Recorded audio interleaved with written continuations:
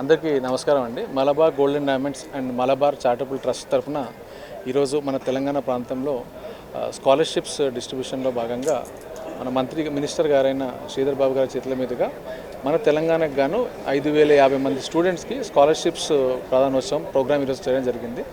Malabar golden diamonds charitable trust ద్వారా ఎన్నో కార్యక్రమాలు చేస్తుంది. అందులో భాగంగానే విద్య, వైద్యం, ఆరోగ్యం ఇలాంటి కేటగిరీస్ ఎంచుకొని హంగర్ ఫ్రీ వరల్డ్లో భాగంగా 1,00,000 మందికి per day across India food kits distribute చేయడం అనేది చేస్తున్నామండి.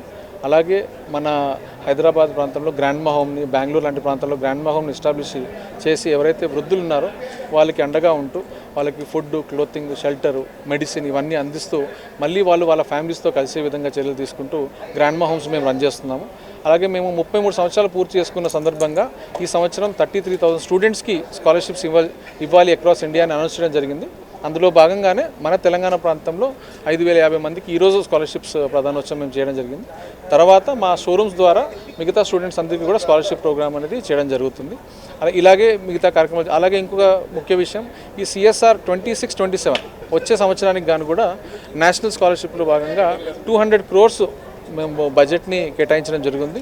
ఈ 200 crores కూడా వచ్చే సంవత్సరానికి గాను విద్యలో, వైద్యంలో, ఎంపవరింగ్ ఎడ్యుకేషన్, ఎంపవర్మెంట్ భాగంలో హంగర్ ఫ్రీ వరల్డ్ భాగంగా ఇవన్నీ బడ్జెట్స్ మేము ఈ CSR యాక్టివిటీస్కి స్పెండ్ చేయడానికి మేము డిసైడ్ చేసాం.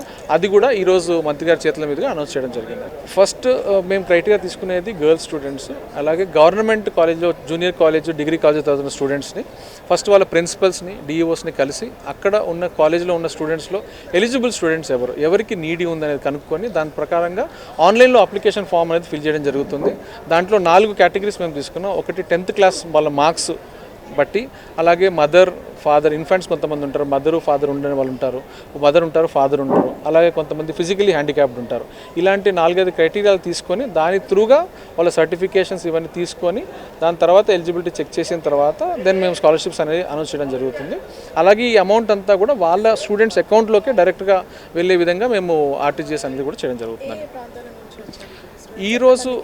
ఈరోజు మన తెలంగాణ ప్రాంతంలో 5,050 మందికి మనం అనౌన్స్ చేయడం జరిగింది. అందులో దగ్గర 900 నుంచి 1000 మంది స్టూడెంట్స్ ఈరోజు రావడం జరిగింది. అందులో కరీంనగర్ ఏరియా నుంచి మంతిని, సూర్యాపేట, అలాగే మన పెద్దపల్లి ఇలాంటి ఏరియాస్ నుంచి స్టూడెంట్స్ ఈరోజు రావడం జరిగింది. అలాగే హైదరాబాద్లో బోరబండ, మల్కాజ్గిరి, LB నగర్, వనస్థలిపురం ఇలాంటి షోరూమ్స్ నుంచి సెలెక్ట్ అయిన స్టూడెంట్స్ అందరూ కూడా ఈరోజు అటెండ్ అయ్యి వాళ్ళ స్కాలర్షిప్స్ని పొందడం జరిగిందండి.